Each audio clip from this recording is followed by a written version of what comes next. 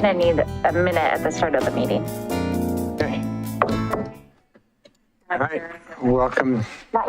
Welcome to the June 14th study session. We'll start out with a statement from the city manager. I actually just wanted to introduce council to our new HR director. So this is Brandy Leos. She's been with us for a total of 2 days. We haven't run her off yet. And do you want to just say a couple words about where you came from and who you are? Sure. I'm super excited to be here. I spent the last 7 years working for the city of Tigard as kind of the number 2 in HR there, and with a goal of attaining HR director role somewhere. And I was explaining to Mary, your interim director today, how I was very careful about where I was willing to take this opportunity. And so I'm thrilled to be here at City of Milwaukie, and I look forward to working with each of you. Yeah, us too. Thank you. Welcome.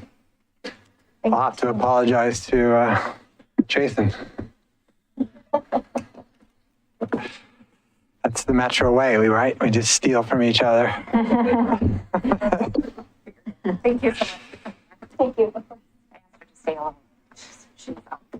Cool, thanks.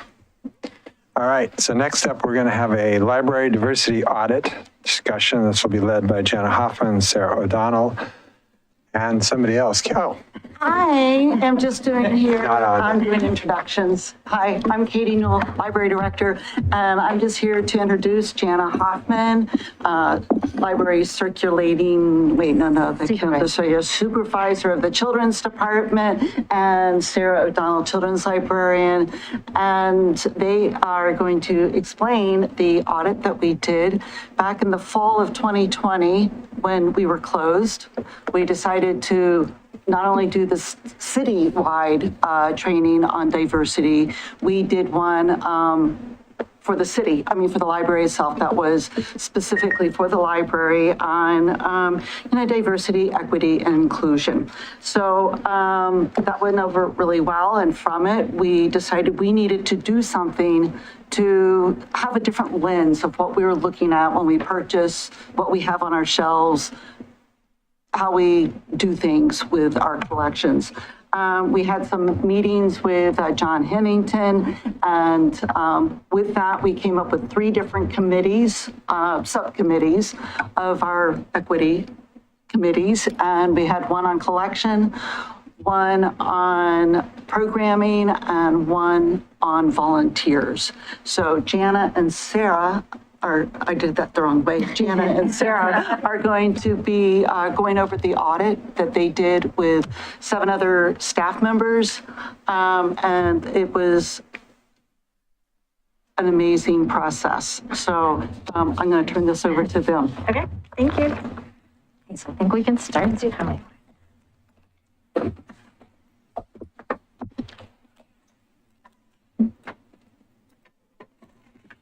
Perfect.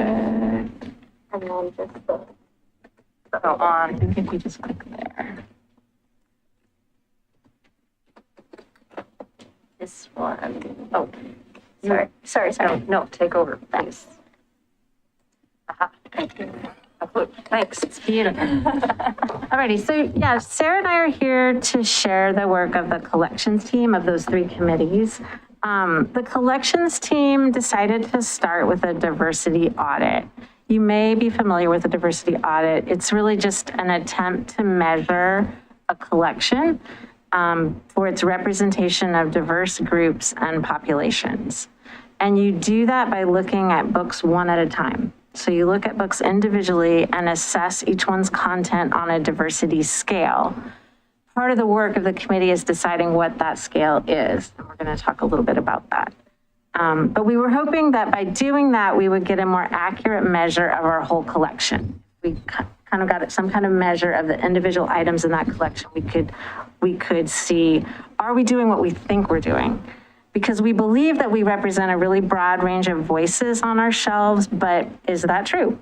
We wanted some kind of measure, and that's what we hope to find out. So doing this audit, we had a few goals in mind, and that's kind of the why that you see up there. The first one was we wanted to compare the diversity of our collection to the community that we serve. So when you look at the demographics of Milwaukie, are those demographics reflected on our shelves? If someone walks into the library, will they see themselves reflected in our collection? And really, it's whether or not they walk into the library, right? So whether or not they come into the library, do we have items in the library that someone it would represent them? We hope eventually they will walk in. It's also a way for us to discover gaps in our collection. So we hope that at the end, we would come up with some kind of idea of what voices are missing. So who is not represented in our collection right now, or who are there marginalized voices in all of our collections? And this is even beyond the demographics of Milwaukie, because we believe that diverse books are for everyone. So we don't want it to just be like a one-to-one correspondence between the census data and our shelves, but really trying to get a measure of how diverse is our collection. And the third part of that is, once we are done, we hope that that would help us move forward and make our collection more inclusive. So it would give us kind of some kind of idea of what gaps we need to fill, and then hopefully we will act on that in the months to come. But to do all of that, we had to first kind of get an accurate picture of where we're starting, and that was the work of the committee. I want to say it's really important to note that this was our first attempt at a diversity audit. We definitely had to learn as we went along, and we had to start small. And that will become evident when we tell you how long it took and how many items we actually looked at. So Sarah's going to take over and talk about the scope, what we measured, what some of the challenges were, and then what we found out. Okay, so to give you a sense of the scope of our audit, you can see that our timeline, it took us 7 months from approximately March to October of last year. It also took a lot of staff time and effort. We had 9 library team members working on this at all levels. We had library assistant 1s, library assistant 2s, and librarians on the team. Everyone was using their desk time, using their off desk time to do this. Basically, any free moment that those 9 staff members had, they were working on this diversity audit. And the reason for that is because we audited 2,799 books as part of the main review. And then our other children's librarian, Jesselyn Gale, also audited an additional 258 books for a pilot study of new children's books, primarily to get a sense of how the Google form worked, but then also to give us a measurement against the larger children's picture book collection. So, and 2,799 titles, for the record, is approximately 4% of our collection. Right, so we have about 70,000 print items, to say nothing of e-items. So you can see this is a very small portion of the collection. So you might be asking yourself, how did you decide what to review? Well, this is what we reviewed. We selected 3 parts of the collection to look at: adult new fiction, children's picture books, and children's graphic novels. And the reason that we selected these is because they are highly visible collections and they are high circulating collections. They are also a little bit more manageable than doing something, say, like just adult fiction generally. I don't know how many books are in adult fiction, but it is many more than 573. And then you can see the pilot there. We did 258 of those, and that was 100% of that collection. So even with selecting more manageable groups of books, we still were not able to review every single book within those collections. And I realize my chart is a little misleading here. The middle column is the number of items that we audited, not the number of items in the collection. So we audited 1,314 children's picture books, which is only 25% of the collection because there are approximately 5,000 children's picture books. And we audited 912 children's graphic novels, and there are approximately 2,000 children's graphic novels. So these are the numbers of items that we audited as part of the collection. This was our criteria. This was taken as part of, it was sort of an amalgamation of criteria that we had seen other libraries use for diversity audits. Like Oswego was generous enough to share their young adult diversity audit with us that they had done, and they used very similar criteria. We also were able to look at diversity audits from, so that's what my voice sounds like. Fantastic. Yeah, right. From some webinars from professional organizations. And we were able to see what other libraries around the country were doing for their diversity audits as well. So we were able to take those, and this is actually a simplified form of many of the audits that we saw because we were just starting out and we wanted to start a little simpler and build on that if we needed to for future audits. So can you back up for a sec? Of course. So when you say, for example, race and ethnicity, is that the main character? Is that the author? Is that what are we looking at when we're? That's a really good question. And that was sort of the question that we had too when starting out. We ended up counting the race and ethnicity of the main character or a significant supporting character. But that was something that came up when we were reviewing too. We actually did a little pilot just among the people who were doing it to make sure that we were all on the same page, and that was what we had come up with, the main character or a sort of primary supporting character. Not author. Yeah, yes, not the author. And all of these categories, I should say, have subcategories within them. So we didn't just say race, ethnicity, yes or no. We had subcategories within that. And you're going to see that in just a little bit here, what all the subcategories are. So we had a lot of tools that we used both to collect the data, to evaluate the data, and to make determinations as to whether or not an item was diverse. We used Google Forms as our tool to collect the data, and the reason for that is that it was an easily accessible thing for all members of our team to get to. You can just hop on from any computer, fill out the form, and submit it.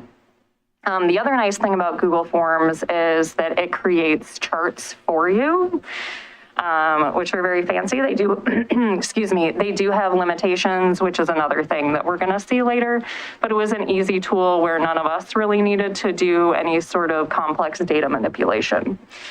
To determine whether or not an item was diverse, we had a number of different things that we used, and honestly, it changed from item to item.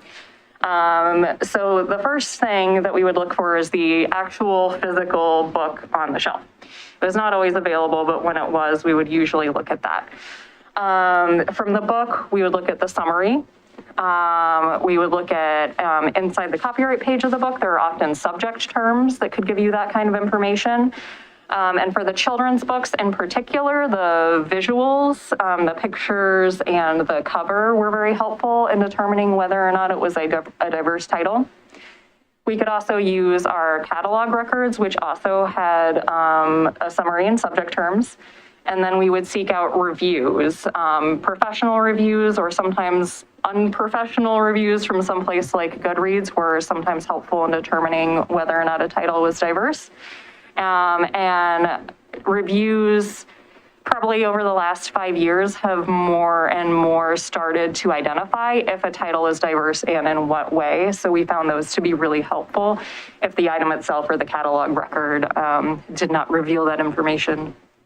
And that was, it was quicker to look for other people's thoughts about the book than it was to, say, read portions of the book. So for the picture books, you could read those. The graphic novels, you could flip through. The adult fiction, no. Yeah. Because we're talking about like whole Sure. multi-100-page books. So yeah, it was often easier to seek out reviews, either professional or from something like Goodreads. And I think we also wanted to not spend too much time on each title because we wanted it to be what a patron would find. Like how easy is it to find out that the title is diverse if you were to look it up? So if they looked it up in the catalog, would there be something that would identify it Yeah. quickly as diverse? Yeah, sorry. And I think, yeah, and that's a really good point. I think we had said as a general time frame for how much time you should be spending on a book, about 2 to 3 minutes. Oh, wow. So, yeah. So a picture book you can actually read in 2 to 3 minutes. The others, unfortunately. Right, but Not so much. it would take me 20 minutes to find a review on one book, alone. You know, our catalog actually includes reviews. Oh. So when we just look it up in the library catalog, it's right there. So it actually was a easy click. Yeah. That's cool. Let's see. Oh, so these were the results, the overall diversity, which means sort of hitting any of those categories that we had looked at earlier, or the main character diversity, which is something that we were interested in, whether we're talking about just diversity of a background character, or if we're really talking about spotlighting those voices and those stories.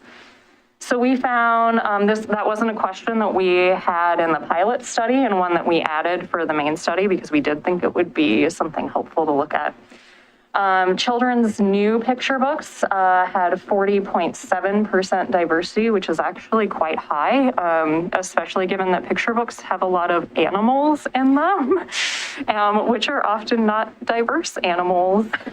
Adult new fiction, 36.8%. Children's picture books, overall, the broader collection of picture books, 24.4%, and children's graphic novels, 35.9%. Two promising trends that we found from this overview is that the children's new picture books were about 16% more diverse than the overall picture book collection, which means that publishing and purchasing of diverse picture books has gone up significantly.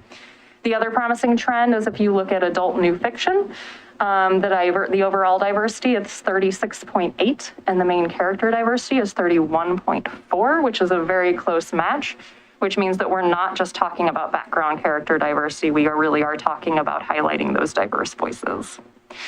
So this is going to be the breakdown of what we were actually looking at. I will go through these fairly quickly. For race ethnicity, you can see it still is a very large portion white, but about, let me see if I can do math, about 1/3 was not white. Let's see.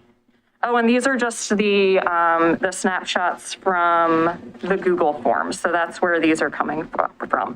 For this one, we primarily followed the census categories, but we did add in Middle Eastern and North African because that is not a census category, but something we were interested to know more about. Thank you for that. Yes. LGBTQIA+, again, largely not applicable, but you can see that there is about 7% diversity in this area. Religion, I can't see the overall percentage. I think it's maybe 6% diversity of religion.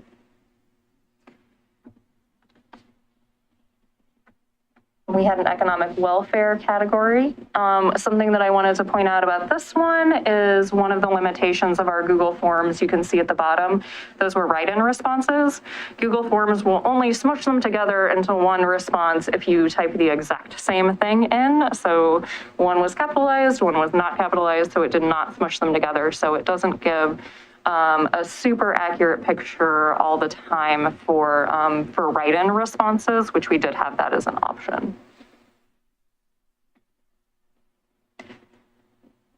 Health.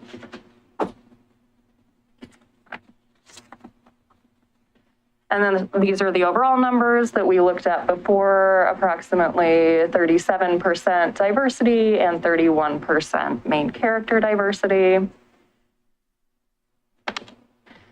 So this, one of the things that Jana mentioned, one of the purposes of a diversity audit is to compare the diversity of the collection against the diversity of the community.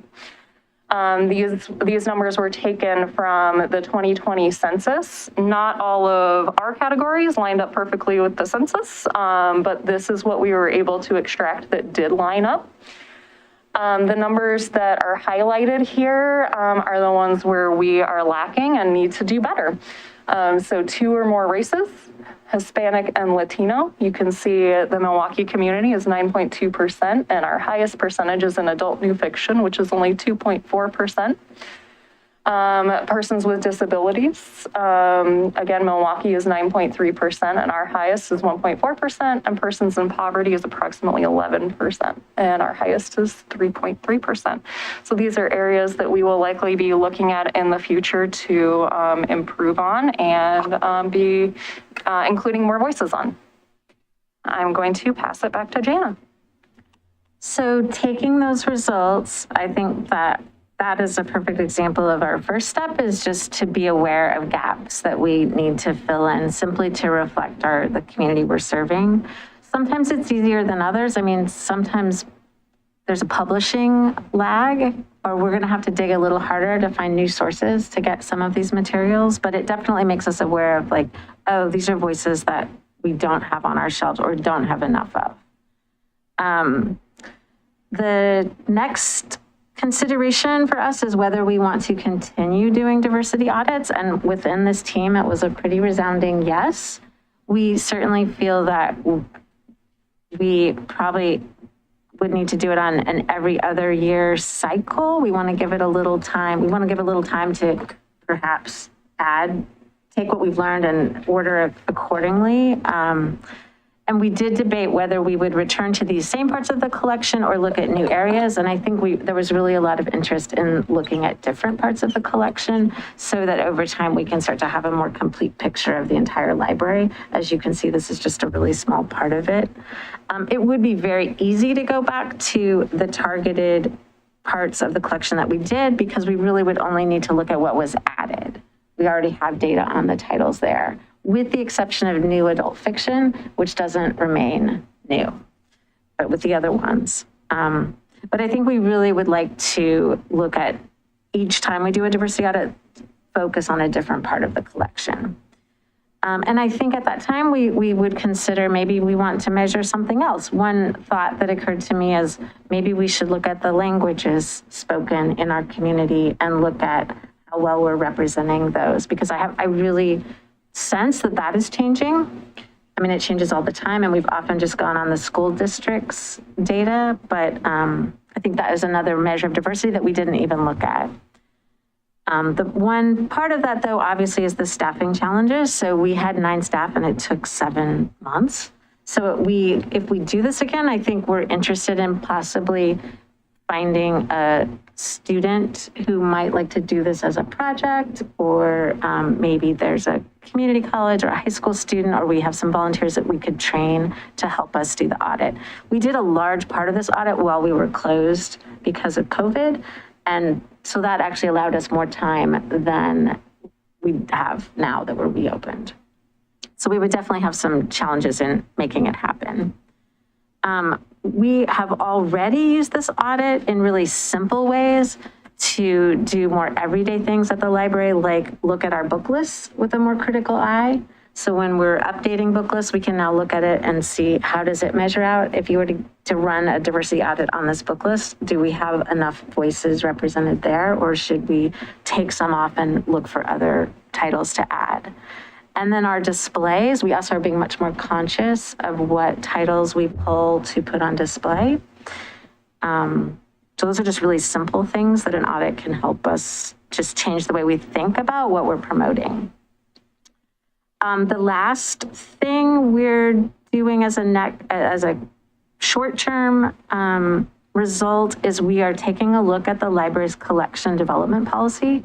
It's been quite a while since it was rewritten or updated or even examined. And it's a great policy, but we feel like we need to make the importance of diverse voices a really explicit part of that policy so that we're authentically reflecting our community.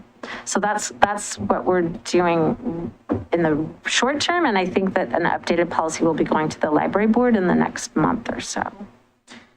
And then the last slide is simply a listing of the team members who worked on this. As Sarah said, there were 9 of us. Their names are there. We had 3 librarians, a library assistant 2, and 4 library assistant 1s.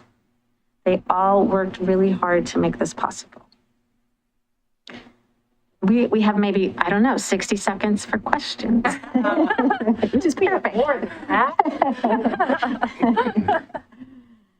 Looks like Councilor Beatty has one. Yeah, I had a question earlier on. You said children's graphic novels, and I was curious if that meant young adult, teen kind of books, or are there actually graphic novels for younger children? Do you want to answer? Sure. Yeah, there are actually graphic novels that are made for children. There are even ones, we actually just started an early reader graphic novel collection, so there are even ones for the youngest readers. And it's very popular. It is honestly we have it right when you come in the children's store of the library, and it is the most popular spot in the children's library. Oh, interesting. Okay. The other thing I wanted to just plant the seed of is, it's not just the collection, it's the activities, and you kind of reference like displays and book lists, but, we're sort of getting back to gathering. And so I'm hoping book groups are coming back, and maybe you could try out and see if there's an appetite for book groups that actually on both of the council goals. So on sort of diversity and equity, and on climate themes. So I just wanted to plant that idea there. I do think we could use the library more to do, I think education on climate stuff is one of the pieces we haven't gotten to, because Natalie's, correctly focused on bigger fish to fry, but to the extent we could start using the library as a place to do a little education on climate themes, I think it would be a good thing. And Councilor Beatty, this is Anne. There has been a discussion between John and Natalie, and I believe he is hanging out with the librarian soon to talk about whether or not some of our policy discussions can be more focused on doing like a rotating speakers bureau. And talking about specific topics that are of interest to the city, because we either they're a priority of council, or because they're going to be big topics we'll be discussing for the year. And Natalie has specifically talked about a couple of the climate related ones, including a tree related discussion. So that is on the horizon. I'm not sure when, because of the exact comment you just made about her time, and trying to make sure that she is still able to fulfill her other obligations, but it's something she personally is really excited about. So that is a discussion that's happening. I like that you notice the gap, especially with disabled folks. That's a huge gap that we're missing when it comes to literature. And also, this is my thought, moving away from using diverse or diversity and maybe culturally authentic. Because that way, if you're talking about languages, it's culturally authentic, right? So I think sometimes people tend to hear diversity and they just think race. But if we're talking, culturally authentic, then people are going to start thinking, oh, they're going to move away from just focusing in on one thing. Yeah. So. No, that's a very good point. Soon after we finished, well, actually, it wasn't soon. It was this past spring when you all went and visited the Confederated Tribes of the Grand Ronde. You came back with a connection of the name of the librarian there, and I followed up and emailed her, and they donated a whole collection of books that were written by members of the tribe, which we now added to our collection. But I thought that was a really great example of, it's a local connection, and the books were written by members of the Confederated Tribes of the Grand Ronde. That's a great, that was Yeah. the thought I had, which also piggybacks a little bit off of what he just said. And it's that, a lot of times a book's subject could be, let's say it could be science fiction, right? And there's not human races at all, right? And there's not, but all literature always has an underlying message and an underlying thing that you're left with at the end of reading the book, the feeling or a change of feeling, more importantly. And to me, it feels like it would be most important to, and that's why I asked the question earlier, to be finding authors that are authentic. Because whether or not the subject matter itself is particularly diverse or authentic, the voice and the message, which is what I think culture, our societies is so lacking in, right? Better so in the last few years, but you go back to what we all grew up reading. In many cases, it was pretty. It all came from one culture, really. And that's where I think the opportunity really lies, is to find people speaking from different cultures, no matter the topic, the subject matter. We are definitely mindful of that in ordering now, the own voices, like, is it someone who has actually lived this, who's writing it? We discussed it as something to look at as part of the audit, and it decided it was honestly too tricky to always figure out if it was an authentic voice. But I know that the people ordering the collection are very mindful of trying to be true to that. So. Cool. And I think publishing is moving more that direction too, supporting authors from certain cultures, being the ones to speak about those cultures. Yeah, I think you're right. And we're seeing more of it in any case. Yeah. So as I was listening to you present, I was thinking, this sounds like a ton of work. And why on earth is each individual library doing its own diversity audit when we're all using the same pool of books that are published and available in the US? Is there any effort to simplify this? That is a really good question. There are products, and there are more products available now from vendors like Ingram or Baker and Taylor. They are expensive, and the Link network that we're part of did try an Ingram audit last year. The problem was the results were not nearly as helpful or specific, because it was fast. It could look at every item that you own, but it's simply reading subject headings.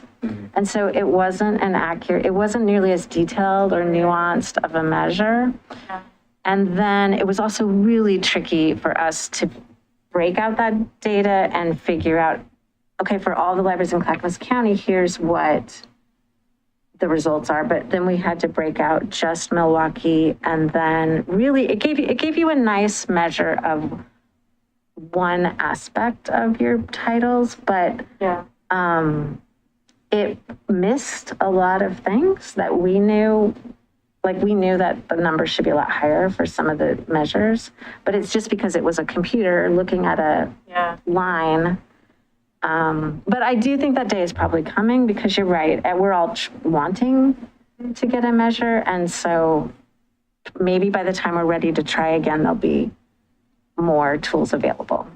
Yeah, well, and I figured it was some explanation like that. Like, you all are librarians. This is kind of the way you think about things. So, I just hope that there's a way in the future, if you do another audit, and I love that you're thinking about doing another one, to collaborate as much as possible. That. Yeah, if Lake O was doing something very similar, can you all have a conversation where you get on the same page about what you're looking for and then Yeah. effectively double Share. the work? Yeah.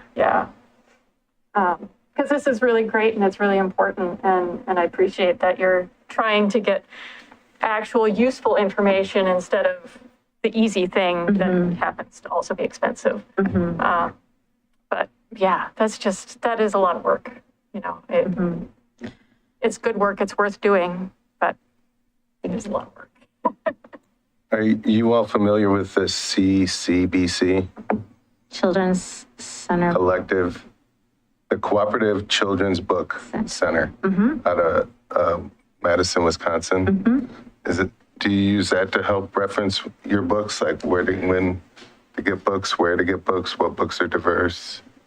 I have used their lists occasionally. I don't usually use it as a selection tool. But that is, yeah, I mean, that's a thing, a place like that is a good, if you decide, oh, here's some titles we need to add more of, here's a place to look. Sure. Yeah.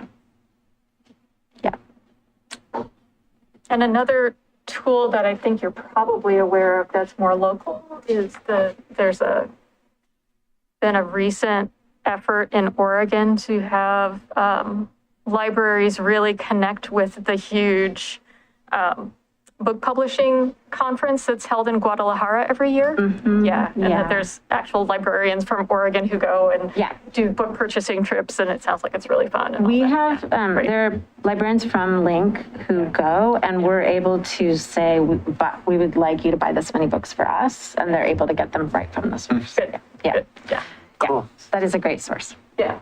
I just have one more thing. So labeling books as diverse by author, I just worry about that a little bit because the author of the Dork Diaries is a Black woman, and that really doesn't have much to do with Black culture. So we have to be careful with that and make sure, like, if we're spotlighting an author, we're spotlighting the author and not like saying that this is a diverse book or a culturally authentic book, you know, because Dork Diaries is pretty, you know, it's the Dork Diaries, right? There's no, you know, Black, I mean, there are Black dorks, don't you know what I mean? So that's one thing that I worry about. And I think that was something that, that we thought about too. And another thing we thought about is that it's also not all authors are, say if there's a queer author that's not out, I mean, you can't identify that as an authentic or an inauthentic voice. Yeah. So that was definitely something that we had thought about too. Tricky. And also with a patron perspective, I mean, what we were interested in is, would a patron pick up a book and see themselves reflected? Something like Dork Diaries, even if it's a Black author, a Black patron isn't going to pick that up and feel like, oh, this is me. Yeah. I just really appreciated that the library team decided to do this. This was not very cool any, project. yeah. It was on their own volition. I really appreciate Sarah's leadership. I know that every time I try and give one of them credit, they all say, it wasn't me. So there are several people up there, and I actually think we have an incredible team who looked at this. Absolutely. It took every one of them to do it. And I'm also noticing that there is one name missing, which is our library director, who would also be upset if I gave her any credit whatsoever in this process. But creating a culture where this opportunity exists is actually a big deal too. So I really wanted to thank Katie for also creating the opportunity for this. Is there any other questions? No, it's really cool that you're doing this, and it's exciting, and I look forward to seeing it Well, thanks for listening. evolve. Are you going to share this anyway with the public? We have. So it was part of the budget document as an accomplishment and as a goal going forward. So at that point, we put it up on the website.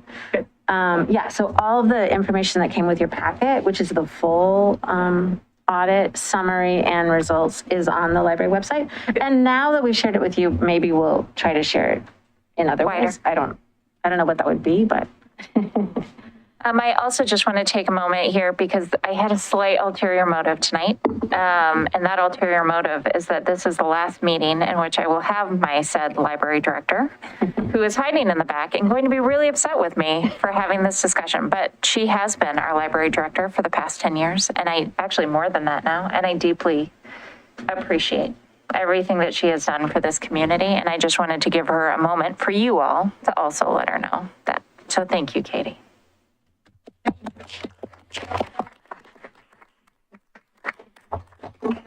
This 10 years ever.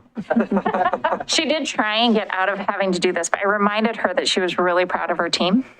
And this was her chance to come thank them as well. So thank you, Katie. Thank you, team, for presenting this. I'm really excited about the work, and I appreciate you doing it. Thanks for listening. Thank you. Thank you.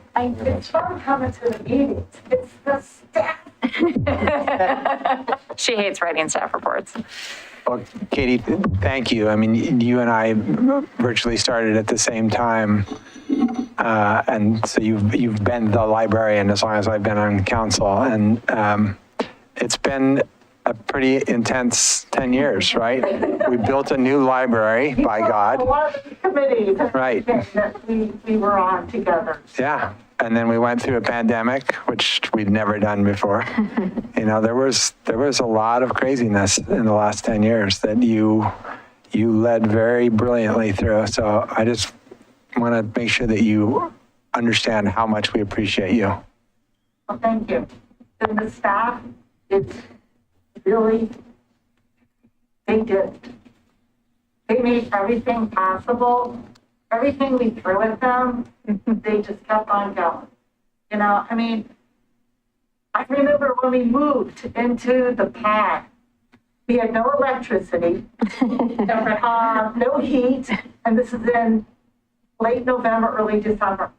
And we're doing it, people brought in their headlamps, and I mean, they just like, oh, no electricity, no problem. And they just handled it every single time something happened. They just, sure, we can do this. They are amazing and have been for the past 10 years. I've been working with them. I cannot take blame for any of that. Credit for that. And it takes a great leader. So I really appreciate it. She's trying to get out with it. I know, she always does. She hates taking a compliment. Okay. All right. Thank you. Thank you. Thank you. Thank you. Yes, thank you. Thank you. All right. After the study session, do you have more? I have one more thing. Okay. Can I talk about one more thing? Yes. So we actually had some transitions that occurred on council around staffing for committees. And I had a conversation with Councilor Nicodemus about the Housing Capacity Technical Committee. He was technically the alternate on that committee, but he wanted to give the group a chance to talk about that. So with that, we should have an appointment, whether whoever wants to nominate themselves or others, we do need a representative from council for the Housing Capacity Technical Committee. And until when will that committee be doing its work? I would say that you've got 18 months worth of work. That's what I thought. Can you go in a little bit detail what exactly? I haven't been to a committee meeting yet. We're about to have the first one. This is a part of our assessment for how much housing we need, where the housing should be, what type of housing we should have. It is a technical process, so I just want to be clear that we have two committees. There's a technical committee that'll be answering questions, and then there is a policy committee that's having more of these broader conversations. That's filled with more community side of things. And that is where we have had a council member assigned. Councilor Faulkner was the assigned individual at the time, but we are now open to having a different assignment. I would love it. It's really interesting. I was on the Housing Needs Analysis Committee when we did it. What was that, 6 years ago, 5 years ago, whenever? Yeah, 6. And it's fascinating stuff. It really is. And you'll have an opportunity to push whoever of you does it will have an opportunity. I'm clearly the person that should not do it because I am the definite person that will not be here. But you have an opportunity to push and to cause things to be looked at that may or may not be looked at. So it's it's well worth being on. If you haven't even had an opportunity to be on it and you were the alternate, if you want to take it, then I'll slip into your alternate role. I just have a capacity issue. Are they doing DAC and PARB? Yeah. So, I mean, I still don't mind being an alternate.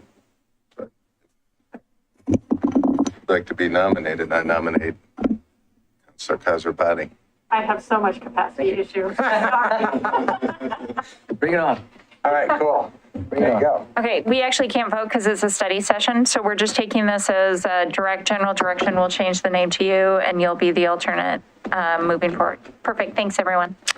Awesome. Appreciate it. All right, after the study session, council will meet in executive session pursuant to Oregon Revised Statute ORS 192.6602H to consult with counsel concerning the legal rights and duties of a public body with regard to litigation or litigation likely to be filed. With that, we are adjourned from the study session. I am going to end this meeting.